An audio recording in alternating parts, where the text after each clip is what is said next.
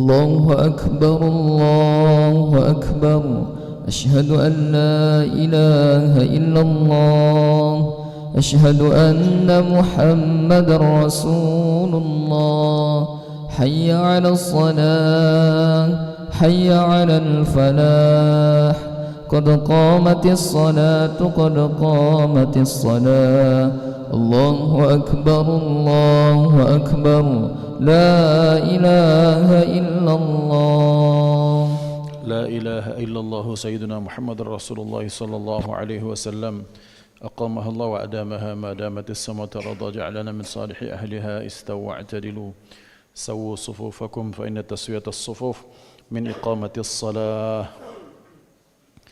إلهي أنت مقصود وكرم الطلاب أعطني معرفتك صلي فرض الصبح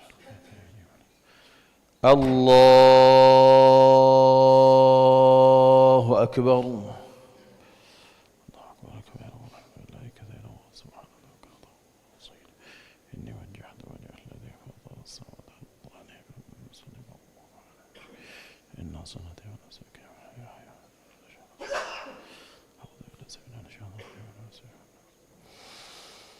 بسم الله الرحمن الرحيم الحمد لله رب العالمين الرحمن الرحيم مالك يوم الدين إياك نعبد وإياك نستعين اهدنا الصراط المستقيم صراط الذين أنعمت عليهم غير المغضوب عليهم ولا الضالين آمين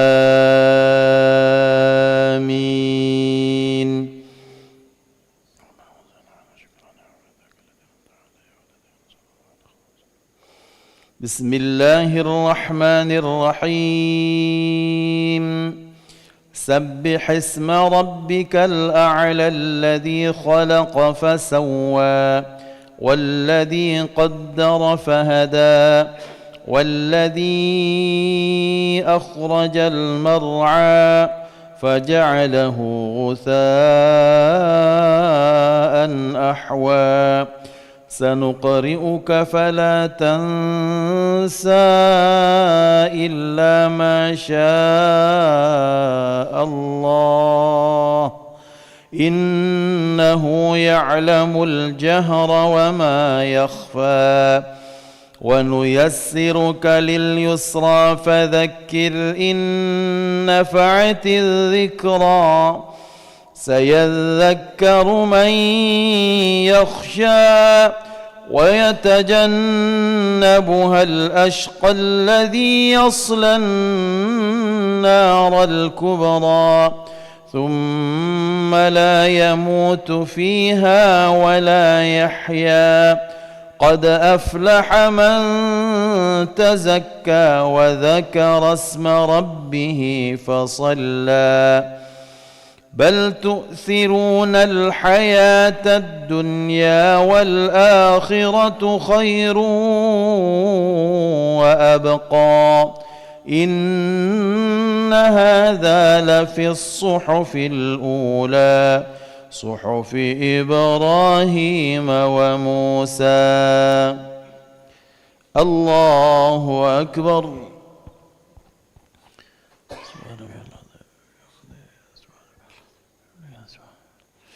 سمع الله لمن حمده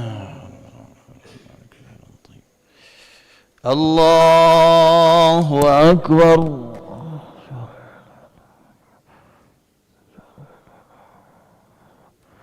الله أكبر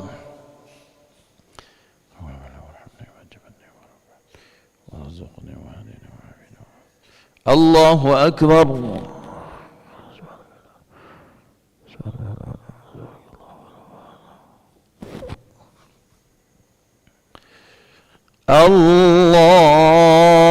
الله أكبر بسم الله الرحمن الرحيم الحمد لله رب العالمين الرحمن الرحيم مالك يوم الدين إياك نعبد وإياك نستعين اهدنا الصراط المستقيم صراط الذين أنعمت عليهم غير المغضوب عليهم ولا الضالين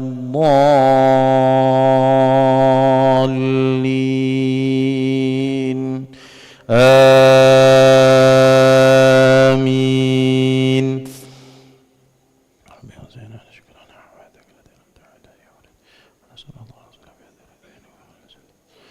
بسم الله الرحمن الرحيم ألم نشرح لك صدرك ووضعنا عنك وزرك الذي أنقض ظهرك ورفعنا لك ذكرك فإن مع العسر يسرا إن مع العسر يسرا فإذا فرغت فانصب وإلى ربك فارغب الله أكبر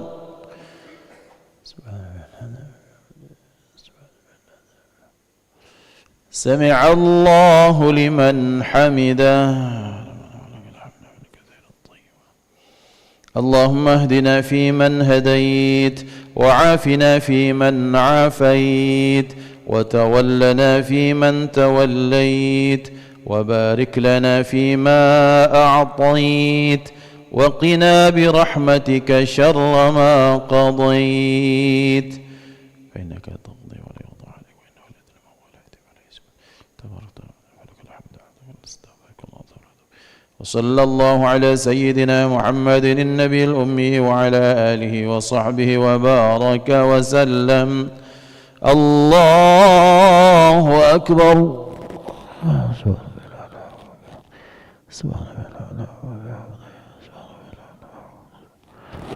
الله أكبر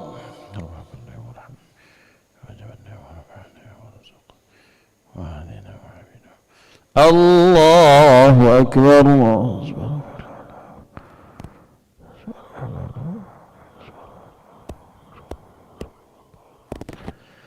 الله أكبر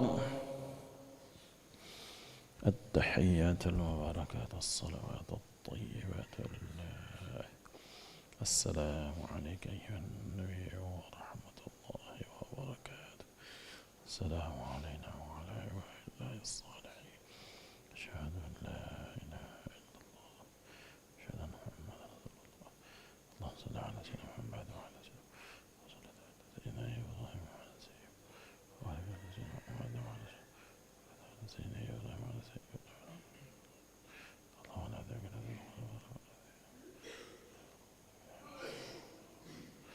السلام عليكم ورحمة الله السلام عليكم ورحمة الله أشهد أن لا إله إلا الله أشهد أن لا إله إلا الله أشهد أن لا إله إلا الله استغفر الله العظيم الذي لا إله إلا هو الحي القيوم وأتوب إليه أستغفر الله العظيم الذي لا إله إلا هو الحي القيوم وأتوب إليه أستغفر الله العظيم الذي لا إله إلا هو الحي القيوم وأتوب إليه لا إله إلا الله وحده لا شريك له له الملك وله الحمد يحيي ويميت وهو على كل شيء قدير لا إله إلا الله وحده لا شريك له له الملك وله الحمد يحيي ويميت وهو على كل شيء قدير لا إله إلا الله وحده لا شريك له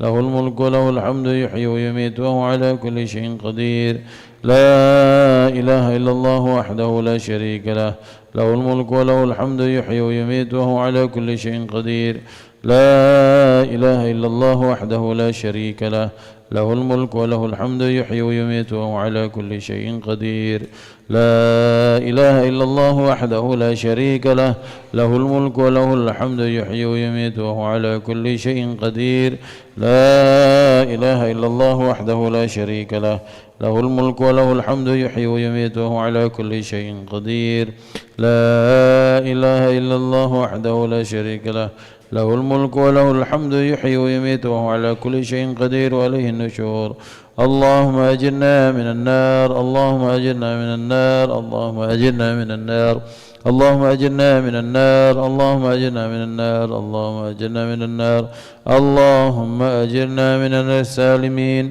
اللهم أنت السلام ومنك السلام وإليك يعود السلام فحينا ربنا بالسلام وادخلنا الجنة دار السلام تباركت ربنا وتعاليت يا ذا الجلال والإكرام أعوذ بالله من الشيطان الرجيم بسم الله الرحمن الرحيم الحمد لله رب العالمين الرحمن الرحيم مالك يوم الدين إياك نعبد وإياك نستعين اهدنا الصراط المستقيم صراط الذين أنعمت عليهم غير المغضوب عليهم ولا الضالين آمين وإلهكم إله واحد لا إله إلا هو الرحمن الرحيم الله لا إله إلا هو الحي القيوم لا تأخذه سنة ولا نوم له ما في السماوات وما في الأرض من ذا الذي يشفع عنده إلا بإذنه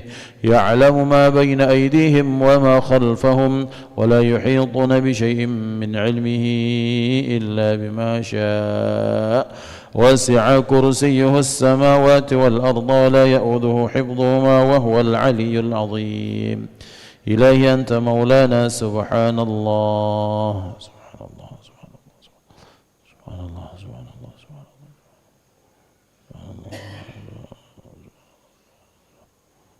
الله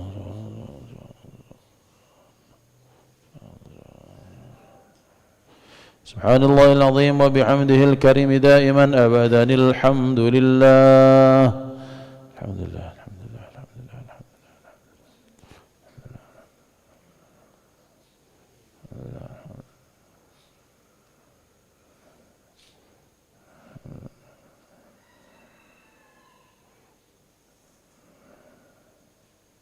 الحمد لله رب العالمين على كل حال وفي كل حال ونعمه الله أكبر الله أكبر الله أكبر الله أكبر الله أكبر الله أكبر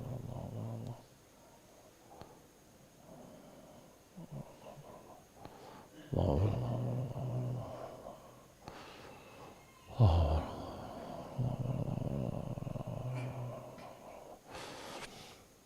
الله أكبر كبيرا والحمد لله كثيرا وسبحان الله بكرة وأصيلا لا إله إلا الله وحده لا شريك له له الملك وله الحمد يحيي ويميت وهو على كل شيء قدير ولا حول ولا قوة إلا بالله العلي العظيم استغفر الله العظيم أعوذ بالله من الشيطان الرجيم بسم الله الرحمن الرحيم الحمد لله رب العالمين حمدا يوافي نعمه ويكافئ مزيده يا ربنا لك الحمد كما ينبغي لجلال وجهك الكريم وعظيم سلطانك سبحانك لا نحصي ثناء عليك كما أثنيت على نفسك فلك الحمد حتى ترضى اللهم صل وسلم على سيدنا محمد مفتاح باب رحمة الله عدد ما في علم الله صلاة وسلاما دائمين بدوام ملك الله وعلى آله وصحبه ربنا اغفر لنا ذنوبنا ولوالدينا وارحمهم كما ربونا صغارا ربنا اغفر لنا ذنوبنا ولوالدينا وارحمهم كما ربونا صغارا ربنا اغفر لنا ذنوبنا ولوالدينا وارحمهم كما ربونا صغارا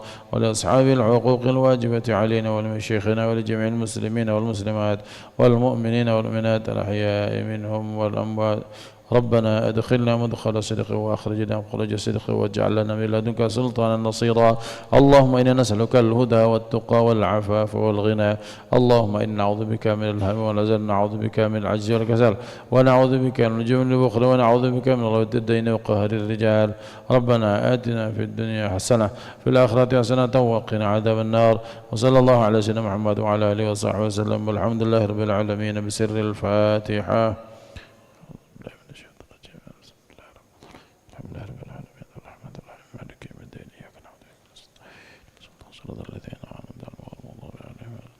آمين يا الله. دعواهم فيها سبحانك اللهم وتحياتهم فيها سلام وآخر دعواهم الحمد لله رب العالمين. تقبل الله منكم منا ومنكم تقبل يا كريم.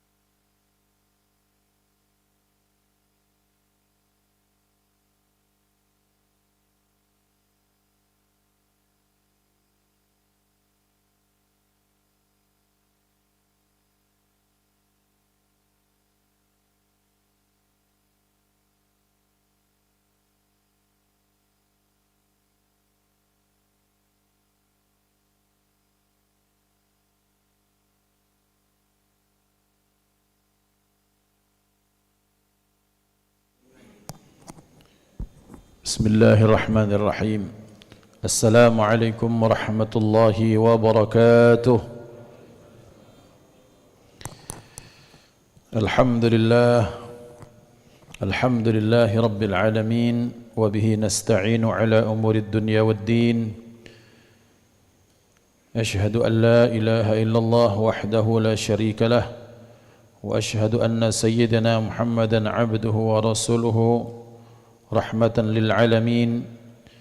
اللهم صل وسلم وبارك على هذا النبي الكريم وعلى آله وأصحابه أجمعين. اللهم رب اشرح لي صدري ويسر لي أمري واحلل عقدة من لساني يفقه قولي. سبحانك لا علم لنا إلا ما علمتنا إنك أنت العليم الحكيم. اللهم ارزقنا فهم النبيين وحفظ المرسلين وإلهام الملائكة المقربين. اللهم أغننا بالعلم وزينا بالحلم وأكرمنا بالتقوى وجملنا بالعافية. لا حول ولا قوة إلا بالله العلي العظيم، والحمد لله رب العالمين. نوينا التعلم والتعليم والتذكر والتذكير والنفع والانتفاع والإفادة والاستفادة والحث على التمسك بكتاب الله تعالى وسنة رسوله والدعاء إلى الهدى والدلالة على الخير ابتغاء وجه الله ومرضاته وقربه وثوابه سبحانه وتعالى. حضرة المحترمين, para guru, para ustaz, para imam yang saya ta'zimi, Bapak Ketua Masjid Baitur Rahman Bang Raya beserta jajaran pengurus, para sepuh, para penisepuh yang dimuliakan Allah, jamaah ikhwatal iman dimanapun berada. Alhamdulillah, bersyukur kehadirat Allah subhanahu wa ta'ala di pagi yang baik ini. Kembali kita dipertemukan dalam thalabul ilmi, berharap bahwa pertemuan ini dijadikan pertemuan yang dirahmati Allah subhanahu wa ta'ala. Salawat dan salam terlimpah ruah kepada hadratul Rasul baginda Nabi Muhammad sallallahu alaihi wasallam beserta keluarga, sahabat, pengikut sekalian, amin Allahumma amin. Bapak Ibu dimuliakan Allah subhanahu wa ta'ala, insyaAllah pada pagi hari ini kita akan melanjutkan pembahasan kita masih dengan kitab Nasaihul Ibad, yang kita masuk dalam bab berisi 10 nasihat yang pada pagi hari ini kita melanjutkan pembahasan tentang siapa saja yang dicinta dan siapa saja yang dibenci oleh iblis. Yakni siapa saja yang menjadi musuhnya iblis, siapa saja yang menjadi temannya iblis. Dan tentunya iblis atau setan itu bahwa dia adalah aduun, sebagai musuh. Fattakhidhuhu aduwa, maka kata Allah, jadikanlah ia sebagai musuh. Cara memproklamirkan peperangan kepada iblis dengan cara tidak mentaati apa-apa yang dianjurkannya, dan bahkan sebaliknya kita melakukan apa-apapun yang membuat Allah Subhanahu wa taala ridha kepada kita. Maka kita lanjutkan pembahasan ketika iblis la'natullah alaih diperintahkan Allah. Kenapa? Karena iblis merupakan hamba yang mau tak mau taat kepada Allah. Diperintahkan Allah untuk menghadap kepada baginda Nabi Muhammad sallallahu alaihi wasallam dan disuruh menjawab apapun pertanyaan beliau. Maka ketika ditanya Rasulullah sallallahu alaihi wasallam, wahai iblis, dari golongan umatku siapa saja yang menjadi musuhmu? Menjadi musuh iblis berarti menjadi kekasihnya Allah, kekasihnya baginda Nabi Muhammad sallallahu alaihi wa alihi wasallam. Maka di lanjutan hari ini kita akan melanjutkan musuh iblis itu. Qala al-muallif rahimahullahu ta'ala wa nafa'ana bi'ulumihi fid dharain amin. Wa muhibbul fuqara'i wal masakini wal yatama. Yang menjadi musuhnya iblis itu para pecinta orang-orang fakir, para pecinta orang-orang miskin, dan para pecinta anak-anak yatim. Ruwiya annahu sallallahu alaihi wasallam qala, telah diriwayatkan bahwa beliau sallallahu alaihi wasallam beliau telah bersabda, al-julusu ma'al fuqara'i minat tawadhu'i.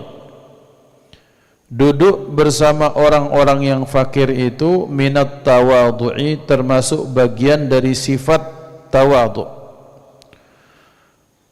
Wa huwa min afdalil jihadi, dan sabda Rasulullah, dan itu merupakan termasuk dari bagian jihad yang paling utama di sisi Allah. Kemudian selanjutnya, wa ruwiya annahu sallallahu alaihi wasallam qala likulli syai'in miftahun wa miftahul jannati hubbul masakini wal fuqara'i.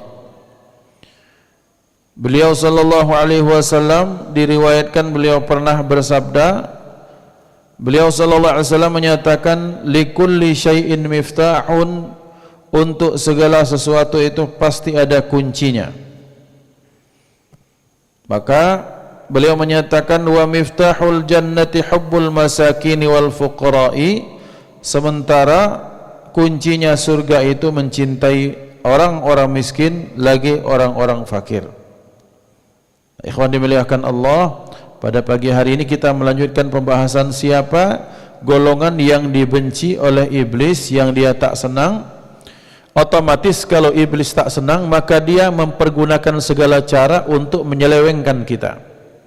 Bahwa jauh sebelum kita terlahir, maka iblis sudah membuat perjanjian dengan Allah Subhanahu wa taala, apa?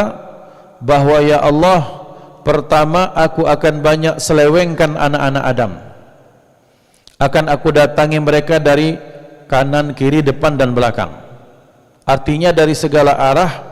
Maksudnya segala arah, segala cara dipakai iblis untuk menghinakan, menjadikan kita makhluk yang terhina. Entah itu datang dari diri kita sendiri, entah itu dengan cara dia mempengaruhi keluarga kita, istri dan anak, entah iblis akan menyerang kita lewat teman-teman kita, entah iblis akan menyerang kita lewat siapapun yang kita kenal, kemudian apapun yang diberikan Allah kepada kita. Maka berarti ya ikhwan dimuliakan Allah, iblis ini adalah pemimpin dari sekelompok makhluk yang memang punya tujuan sama, yang tak menyenangi, tak menyukai kebenaran.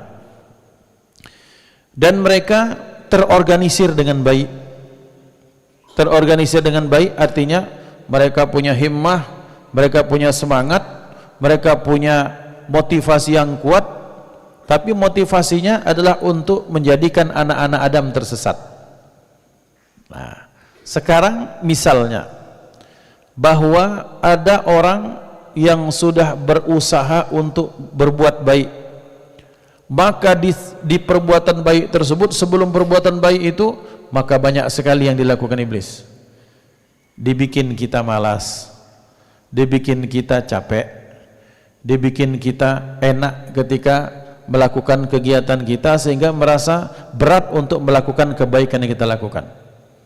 Kemudian selanjutnya apapun yang kita lakukan kemudian dimasukkan was-was di situ. Ketika mau wudu sudah dibikin was-was dari awal. Ketika sudah wudu dibikin supaya kita ini lupa dengan apa yang sudah kita lakukan. Selesai wudu kemudian ketika menjelang solat dibikin kita tak serius. Mungkin bersenda gurau dulu kah, ngobrol-ngobrol dulu kah sama teman. Sementara dinyatakan bahwa orang ketika dia sudah wudu sudah bagian daripada solat, maka berarti setelah wudu jangan kita bicara tentang dunia. Zikir, diam, kemudian tafakkur, itu hal yang dianjurkan dalam agama. Karena kenapa? Karena ketika orang menjelang solat kemudian diawali dengan ngobrol, kemudian tertawa, kemudian apa, maka fokus dia untuk solat itu nanti akan kurang. Berhasil lewat. Ketika solatnya maka dibikin was-was, entah dibikin ragu dengan rokaatnya, entah berupaya kemudian memasukkan khatarat, memasukkan lintasan-lintasan dalam hati, memikirkan segala macam dalam solat. Hatta bacaan imam pun dirasa nih, imam ini kurang panjang, imam ini kurang idgham, imam ini kurang harokat, semuanya itu diranapin bahasa kita Palembang.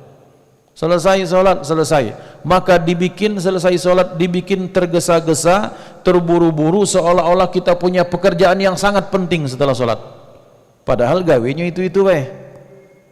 Nah, ikhwan dimuliakan Allah, ini baru dalam bidang sholat saja, belum nanti masuk rumah, nanti dibikin panas melihat istri, babala bahasa kita kepada anak, kemudian kita ngomong dengan bahasa, dengan kata-kata yang kasar, pendek kata, sehari semalam maka iblis beserta bala tentaranya berupaya sekuat mungkin untuk apa? Untuk menyelewengkan kita dari jalan Allah Subhanahu wa taala. Yang ujungnya la aq'udannahum siratal mustaqim. Bahwa aku akan menyelewengkan mereka dari jalanmu ya Allah, kemudian aku akan mengisi sebanyak-banyaknya neraka jahanam, sebanyak-banyaknya dari anak Adam. Dan ketika itu, ketika Allah sudah putuskan semua di pengadilan, hari pengadilan, maka baru iblis ngomong seperti yang kita bahas di pertemuan yang lalu. A'udzubillahi minasyaitonir rajim. Wa qala asy-syaitanu lamma qudiyal amru innallaha wa'adakum wa'adal haqqi wa wa'adtukum fa akhlaftukum wa ma kana li 'alaikum min sultan. Bahwa berkatalah iblis di hari di mana Allah memberikan keputusan itu, hari kiamat, para pengikut-pengikutku, pengikut iblis banyak, sesungguhnya Allah telah memberikan kalian janji yang baik, dan aku pun telah berupaya merayu kalian dengan janji-janjiku, tapi sebenarnya aku mangkir dari janji tersebut. Karena iblis tahu bahwa yang benar itu adalah apa yang diturunkan Allah Subhanahu wa ta'ala. Apa motivasi iblis? Motivasi iblis, kalau saya tak diterima Allah, tak mendapatkan rahmat Allah, maka kalau bisa saya menderita jangan sendirian, minimal harus ada teman, syukur-syukur temannya banyak. Maka ikhwan yang dimuliakan Allah, ada nanti orang-orang bersifat seperti ini. Jadi kalau aku saro, kalau aku salah, maka jangan sampai saya sendiri yang salah, harus ada orang-orang ikut bersama saya. biar aman nyaman sekalian. Maka ikhwan dimuliakan Allah, dan akan kita temukan ada sifat-sifat seperti ini, wal iyadu billah. Mudah-mudahan Allah selamatkan kita dari penyakit-penyakit hati seperti ini. Maka yang dibenci oleh iblis dari umat baginda Nabi Muhammad sallallahu alaihi wasallam itu adalah muhibbul fuqara wal yatama. Muhibbul fuqara wal masakin wal yatama, pecinta orang-orang fakir, miskin, dan pecinta anak-anak yatim. Bapak Ibu dimuliakan Allah, sering kita bahas bahwa satu dari ciri hal yang tak disenangi oleh iblis, dan itu merupakan amal ibadah yang Allah ridha, biasanya kita dibikin berat, satu. Yang kedua, kita dibikin benci untuk melakukannya. Ini misalnya nih, duduk dengan orang fakir dengan miskin dibandingkan dengan duduk dengan misalnya, maaf kata ya, dengan para pesohor kah, dengan artis kah, dengan orang yang punya. Mestinya kita tuh tidak suka duduk dengan orang-orang miskin. Padahal duduk dengan orang miskin itu pahalanya besar. Siapa yang duduk bersama orang fuqara dan masakin, dalam satu perkataan ulama, hasalalahu syukru, maka akan muncul rasa syukur dalam dirinya. Nah, rasa syukur ini iblis tak suka dalam anak Adam. Merasa terima kasih terhadap pemberian Allah, iblis tak suka. Maka dia menanamkan rasa gelisah kita kalau kita duduk dengan orang miskin. Kapan uang ini balik? Kapan uang ini pergi? Meringam baik. Nah, kira-kira seperti itu. Tak betah, tak nyaman untuk melakukan kebaikan, itu ciri-ciri amal-amal yang besar pahalanya. Maka kalau ada pilihan, nih duduk sama fulan, sama fulan, sama fulan, salah satunya dari tiga golongan ini, ada orang fakir miskin, kemudian ada anak-anak yatim, ada yang lain, maka kita akan lebih senang untuk duduk selain dengan orang fakir dan miskin tersebut. Maka berarti ikhwan dimuliakan Allah, bagaimana resepnya? Kata Ibnu Athaillah As-Sakandari, terhadap kebaikan yang kamu lakukan, mana yang paling besar pahalanya adalah sesuatu yang paling kamu benci dari dalam dirimu. Duduk misalnya kita katakan dengan wong sugih, misalnya duduk dengan orang miskin, lemak dengan wong sugih berarti duduklah bersama orang miskin, karena ini merupakan amalan yang tak disenangi oleh iblis. Maka ikhwan dimuliakan Allah Subhanahu wa taala, mengapa? Karena beliau sallallahu alaihi wasallam menyatakan, duduk bersama orang-orang fakir minat tawadhu, termasuk sifat tawadhu. Dan tawadhu adalah sifat yang tak dimiliki iblis. Sejak awal dia mendapatkan berita bahwa baginda Nabiullah Adam alaihissalam akan dijadikan khalifah di muka bumi pertama kali. Maka ikhwan dimuliakan Allah, berarti ketika sifat kebaikan yang pertama yang tak berhasil iblis dapatkan, dia berupaya sifat ini jangan sampai didapatkan oleh anak-anak Adam, terutama umat baginda Nabi Muhammad sallallahu alaihi wasallam. Maka dibikinlah cara supaya bahwa jangan sampai ini orang duduk bersama orang miskin. Dibikin banyak gawe, dibikin banyak urusan. Kemudian kalaupun duduk bersama mereka, dimunculkan rasa istihza, rasa ingin menghina, meremeh-temehkan, bahkan bila perlu menghinakan mereka dengan ucapan dan sukhriyah, dengan entah mungkin dengan ucapan-ucapan yang tak bagus. Bapak Ibu dimuliakan Allah Subhanahu wa taala, sifat tawadhu adalah sifat yang sangat mulia, yang Allah sangat senang. Tiada siapapun, sabda Rasulullah sallallahu alaihi wasallam, tidak ada seorang pun yang mereka bertawadhu karena Allah kecuali Allah akan angkat derajatnya. Maksudnya bagaimana? Tawadhu itu adalah ketika seseorang merasakan hakikat dirinya yang tak punya apa-apa, sehingga tidak ada muncul rasa bangga dalam dirinya, tidak ada muncul rasa senang terhadap apapun yang dielu-elukan orang padanya. Oh ya Allah, kan pintar bapak ini, Allah kan besar rumah bapak ini. Bagi orang yang tawadhu, mak mano pak, ini titipan baik. Kalau tidak rumahnya mungkin kebakaran, aku yang mati. Nah ini orang tawadhu.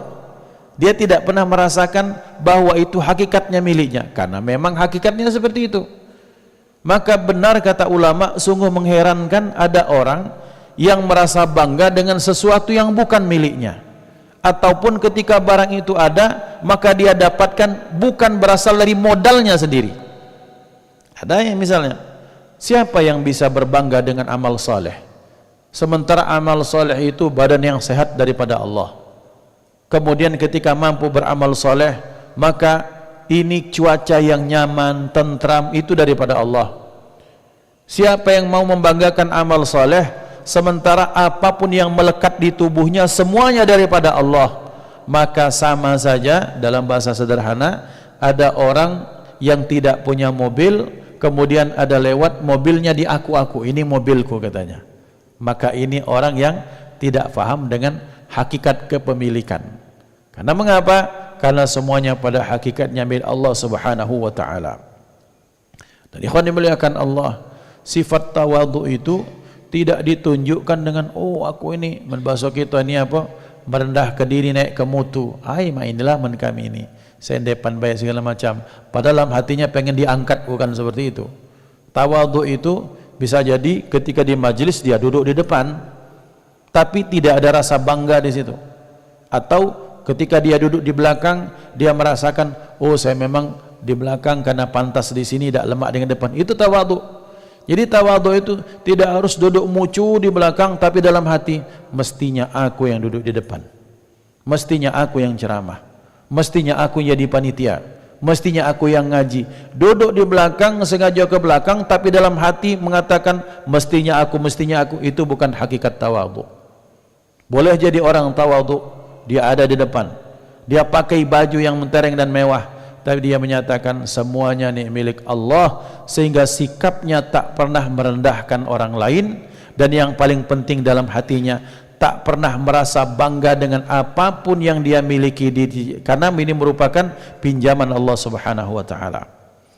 Maka ikhwan dimuliakan Allah, kalau kita mau tawadhu gampang. Bagaimana? Satu, itu nikmat bukan dari kreasi kita, karena modalnya pinjaman daripada Allah.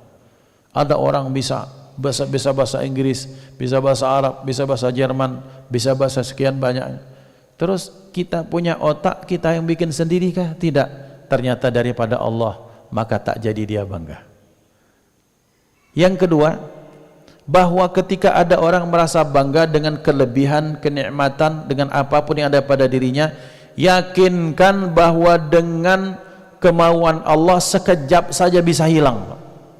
Sekejap saja kenikmatan itu bisa hilang. Bahwa ada orang yang misalnya, ya seperti yang sering saya contohkan, berangkat kerja, ternyata pas pulang rumah sudah kebakaran, habis semua yang dia simpan. Tadi berangkat masih orang kaya, sekarang sudah orang yang tak berpunya. Apa yang mau dibanggakan?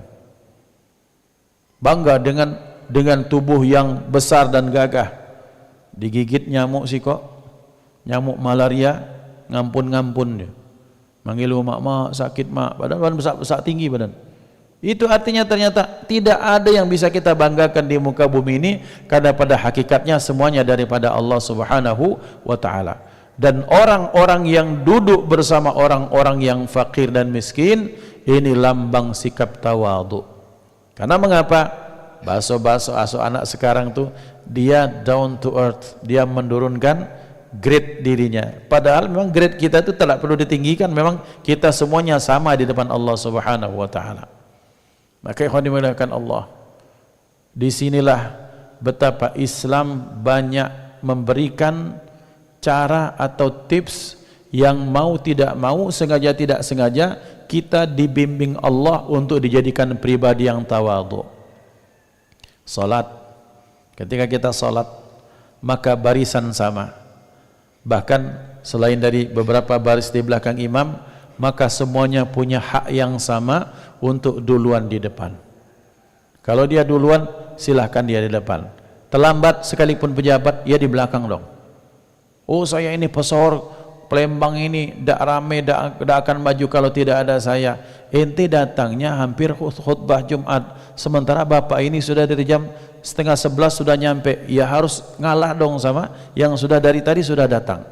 Dan ketika dia mengalah, itu hakikatnya tawadhu. Yang kedua, dalam kita berbudaya kita berbuka bersama. Ketika iftar jama'i misalnya, duduk bareng di satu potongan video pendek, Masya Allah, ada pangeran di Arab, pangeran di Saudi yang penanggung jawab Masjidil Haram, ya, dikawal sama jenderal-jenderal. Saat itu berbuka, maka ada orang yang ya mungkin dari Bangladesh atau Pakistan duduk pakaian sederhana. Ketika beliau duduk di samping orang ini dan tersenyum salaman. Mas, lihat bagaimana Islam telah mengajarkan kepada kita bahwa kita tidak punya kelebihan kecuali karena ketakwaan kita di depan Allah Subhanahu wa taala. Maka orang-orang yang sering duduk bersama orang-orang fakir miskin akan muncul tawadhu dalam dirinya tersebut. Kemudian selanjutnya wa huwa min afdalil jihad, dan dia termasuk jihad yang paling utama. Apa hubungan jihad kemudian dengan duduk dengan orang-orang miskin? Yang paling berat di dunia ini adalah menundukkan ego. Yang paling susah ini menundukkan akunya aku. Aku yang sudah paling banyak hafalan, aku yang kalau di pesantren paling banyak hafal kitab-kitab matan, aku yang sudah pengalaman talaki kepada guru segala macam. Kemudian ketika sholat terlambat atau bagaimana, ternyata harus jadi makmumnya anak yang baru 1 tahun belajar agama. Ini tawadhu. Kemudian ada orang yang merasa sudah banyak sekali pengalaman hidup, kemudian dia mau mendengarkan nasihat, itu orang yang meninggalkan ego. Dan Bapak Ibu, meninggalkan akunya itu berat sekali. Contoh kecil saja, berdua ngobrol sama istri, pengen kita yang mendominasi pembicaraan, nah itu egonya muncul. Ngobrol berlima dengan teman-teman, dan bahasa kita pokoknya cerita nyoba yang nak didengarkan itu memonopoli pembicaraan, nah itu ego yang sedang bicara. Tetapi ketika mampu kita menekan ego, diam, dengar, Masya Allah, antusias, tidak pura-pura, itu memang betul-betul menghargai pembicaraan, itu dia sedang berjihad. Karena Rasulullah sallallahu alaihi wasallam menyatakan ketika dalam peperangan baru pulang, kita pulang dari perang kecil menuju perang yang besar. Ya Rasulullah, di antara kita ada yang mati, di antara kita ada yang terluka parah, di antara kita banyak yang luka di tubuhnya, dan Anda bilang ini perang yang kecil. Kata beliau, kita menuju perang yang besar, yaitu perang setiap pribadi kita untuk menaklukkan nafsu syahwat dan keegoannya masing-masing. Ikhwan dimuliakan Allah, orang yang mau duduk dengan orang yang tidak, dalam tanda kutip, selevel dengan dirinya, itu orang yang mampu menekan ego. Anakku ini S2, masa kawin dengan budak yang tak sekolah? Padahal anak ini mungkin dia tak sekolah secara formal misalnya. Egonya muncul. Ikhwan dimuliakan Allah, banyak terjadi. Aku ini sudah kemana-mana, masa harus kawin dengan ini? Ego lagi. Saya ini mestinya ditaruh di depan dong kalau kondangan. Ini saya ini pengalaman luar negeri segala macam. Masa saya duduk di belakang sama orang-orang biasa? Mestinya saya depan tuh sama Pak Bupati ke pejabat. Sedang muncul egonya.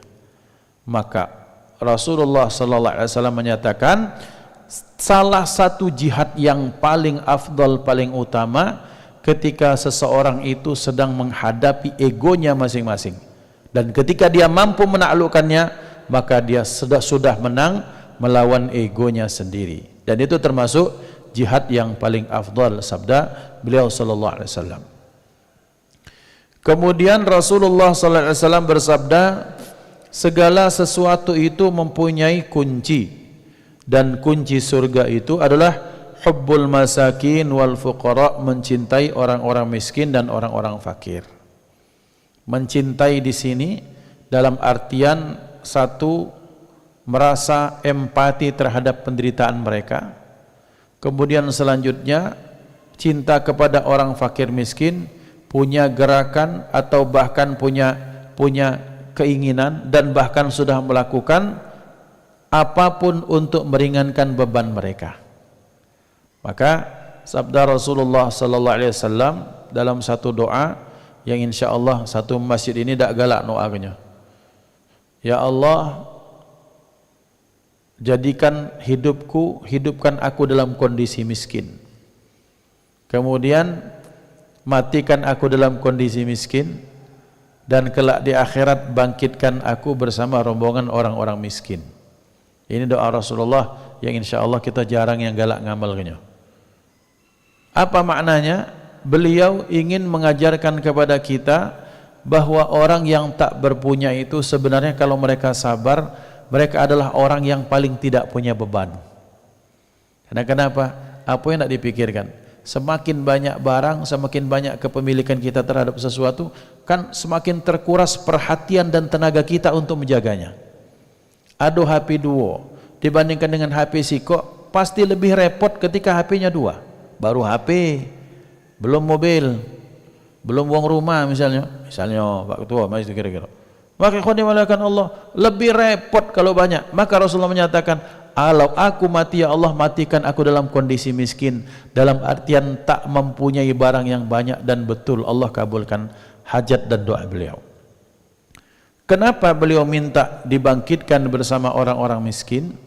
Dalam satu riwayat bahwa orang-orang miskin, sabda Rasulullah, mendahului orang-orang kaya masuk surga itu dalam rentang setengah hari. Setengah hari itu artinya sehari semalam, maka setengah hari itu berarti dari pagi sampai ke petang, itu kan setengah hari. Kemudian sahabat, ya Rasulullah bagaimana ceritanya nih? Sabda Rasulullah, setengah hari di akhirat berarti mereka lebih duluan 500 tahun kalau hidup di dunia. Berarti orang-orang miskin dibandingkan dengan orang-orang yang banyak kepemilikan benda di dunia, maka mereka mendahului orang-orang kaya itu setengah hari di surga. Ayo Ustaz, setengah hari baik. Tidak apa-apa lah aku sogi, tapi aku lebih lambat setengah hari. Tidak apa-apa lah Ustaz. Kita tidak bicara seperti itu. Fokus kita adalah bahwa ternyata di dunia ini banyaknya benda yang kita miliki atau kekayaan yang kita miliki pasti akan menguras perhatian lebih, tenaga lebih, pengeluaran lebih untuk menjaganya dibandingkan dengan kalau kita tak punya. Itu yang di dunia. Dan kalau di akhirat, maka urusan kita akan sangat panjang. Maka dikatakan para ulama, harta yang halal itu dihisab, sementara harta yang haram itu diazab oleh Allah Subhanahu wa taala. Maka beliau memilih untuk dibangkitkan bersama orang-orang miskin.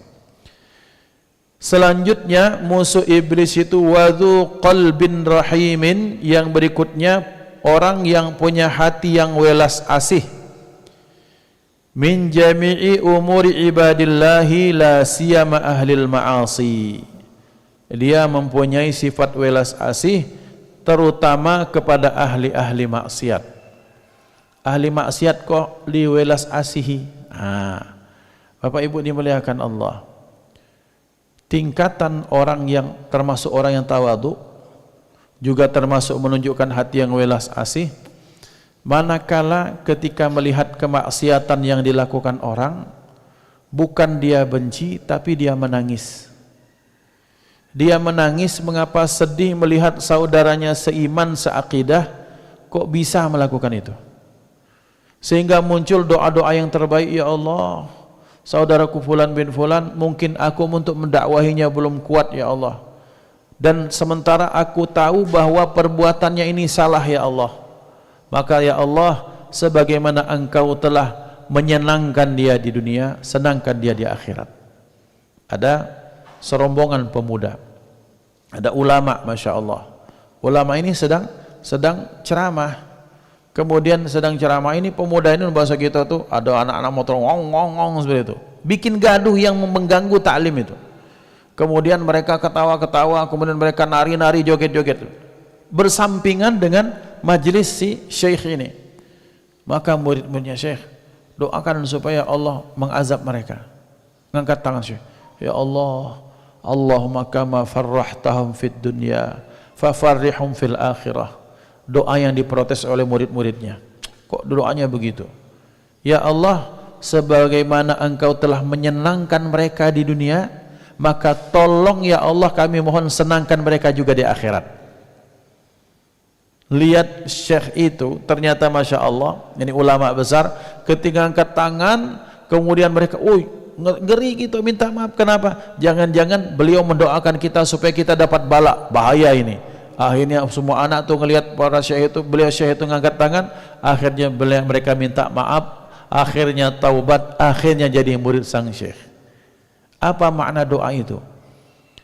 Bahwa hakikatnya ketika seseorang itu senang di dunia, maka senangkan mereka di akhirat ya Allah. Maknanya ya Allah berikan hidayah kepada mereka.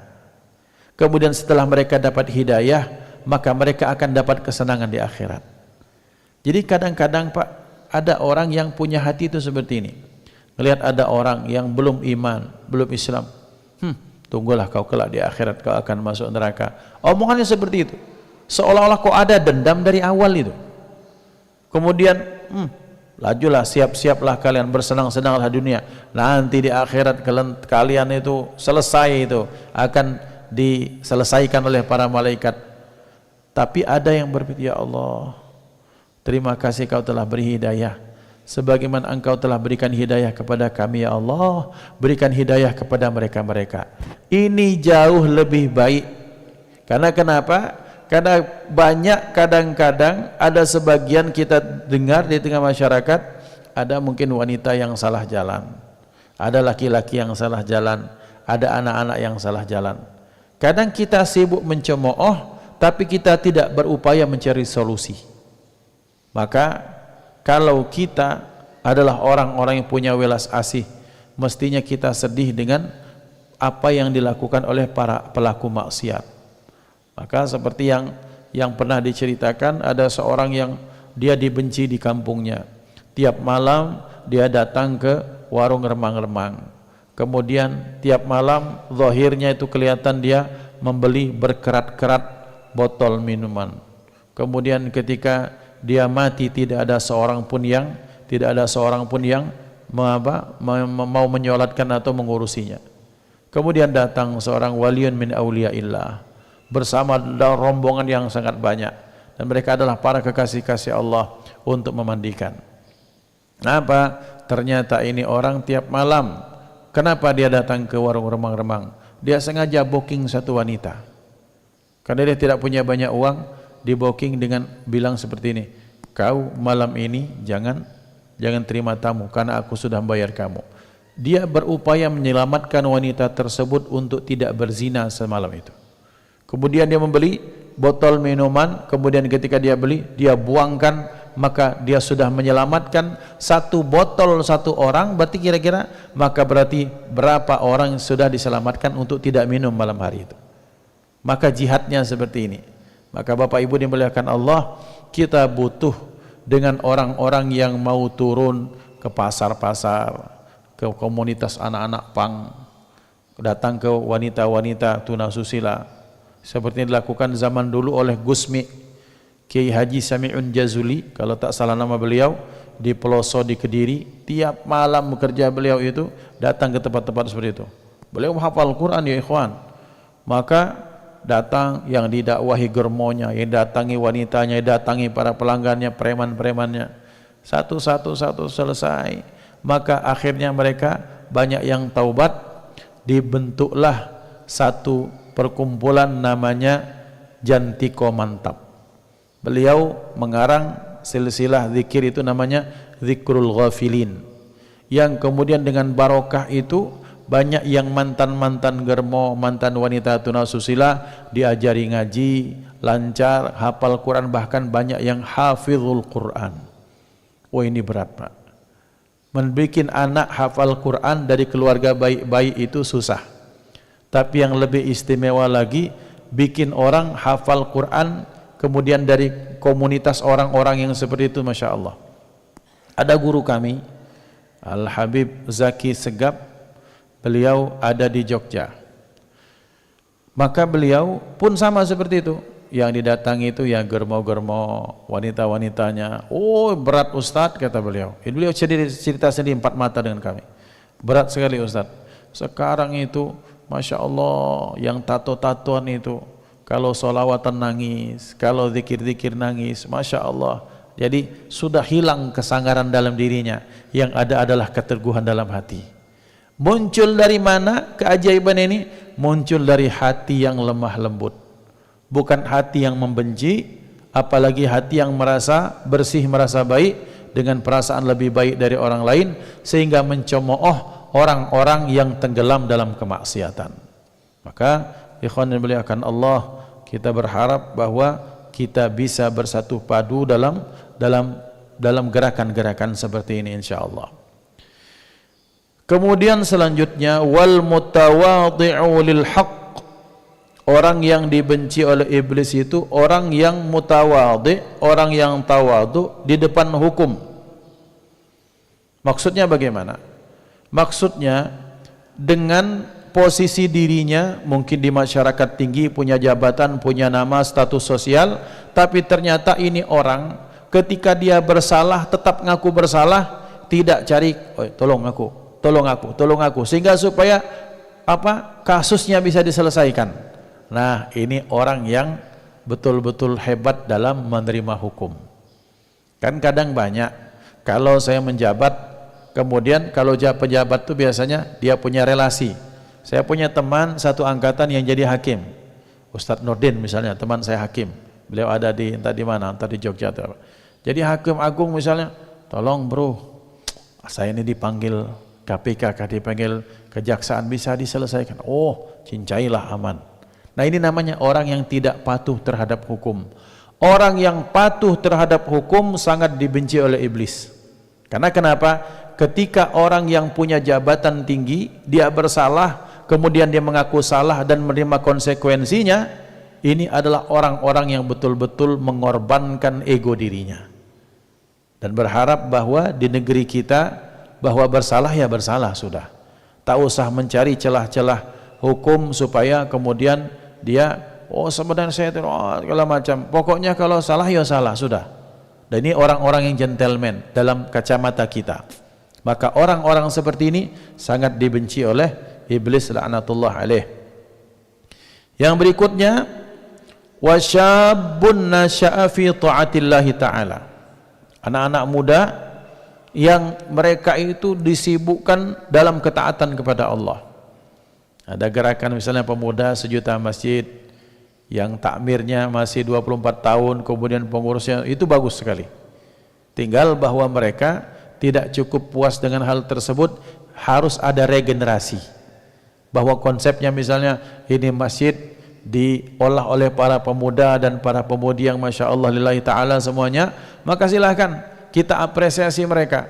Karena untuk mendapatkan satu anak muda, saya ulangi, sekarang ini mendapatkan satu anak muda yang dia sibuk untuk melakukan ketaatan, melakukan hal-hal yang positif, itu sudah barang langka ya ikhwan.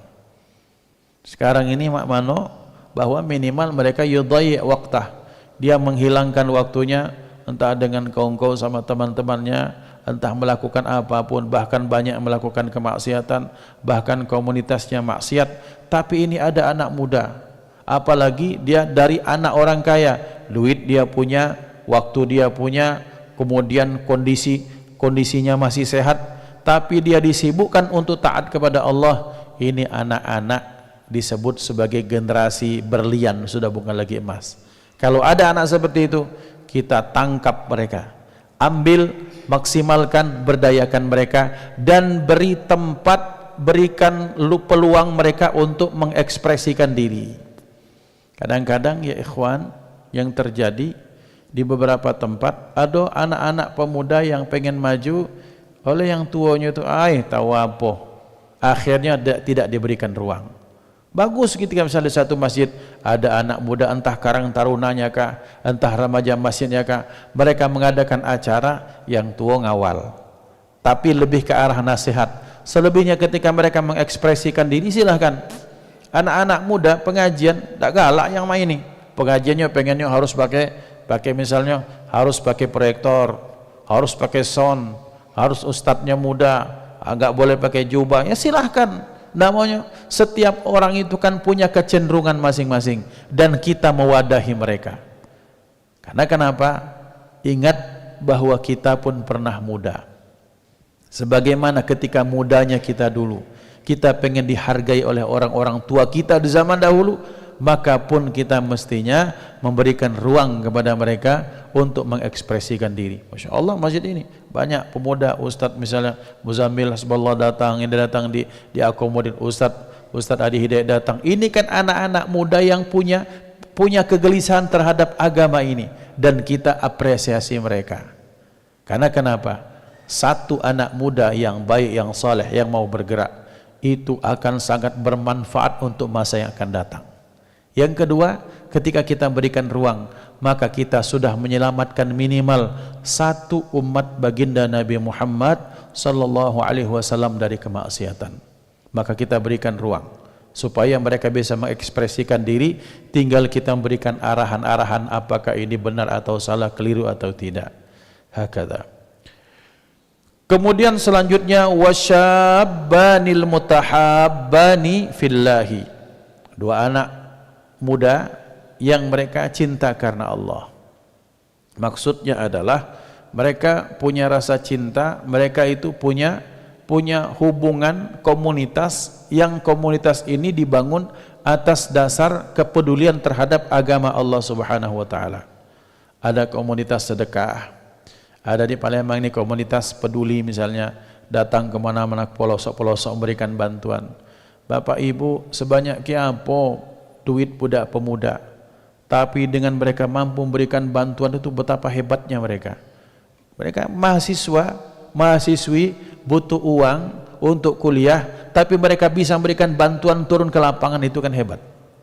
Maka berarti yang seperti ini ketika mereka kompak lillahi ta'ala, maka itu menjadi musuh iblis. Karena kenapa?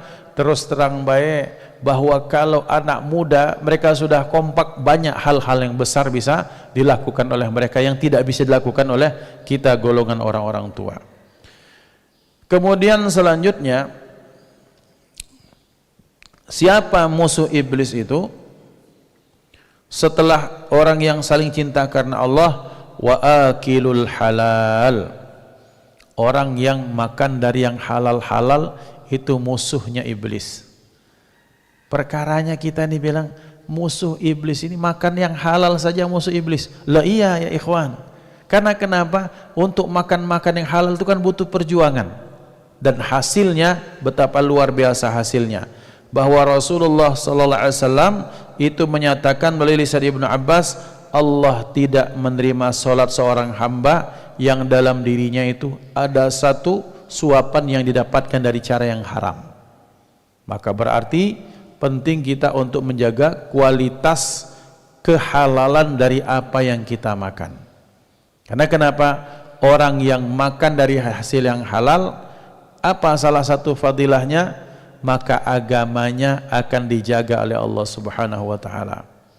Perhatikan bapak-bapak, orang yang kuat tahajud, orang yang kuat puasa, orang yang kuat duduk lama di majelis taklim, itu adalah orang-orang yang biasanya menjaga kehalalan dari apa yang mereka makan. Karena kenapa? Sifat makanan halal yang kita makan, ketika dia tumbuh jadi kekuatan, dia akan mengarahkan kita untuk melakukan kebaikan. Dan kita lihat betapa banyak lahan-lahan kemaksiatan itu diisi oleh siapa? Diisi oleh orang-orang yang tak mempedulikan makanannya, minumannya dari mana. Buktikan ini, bahwa para pelaku kemaksiatan rata-rata makannya tak dia jaga. Bukan gizinya, bukan rasanya, mungkin bahkan enak, bahkan harganya mengalahkan makanan yang orang ahli halal, tapi mereka tak peduli halal kah haram kah, yang penting makan. Tapi orang-orang yang menjaga makanan apakah halal atau tidak, biasanya mereka akan suka beribadah kepada Allah Subhanahu wa taala. Ini barokah makanan yang halal, maka iblis tak senang. Iblis tak senang. Dan dia berupaya supaya kita anak Adam ini supaya makan dari yang diharamkan Allah Subhanahu wa taala.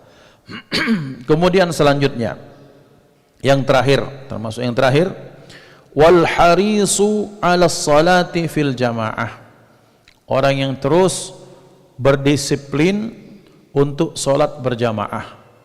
Karena ketika sholat berjamaah, maka lipatan pahalanya menjadi lebih banyak dibandingkan dengan dia sholat sendirian. 27 derajat.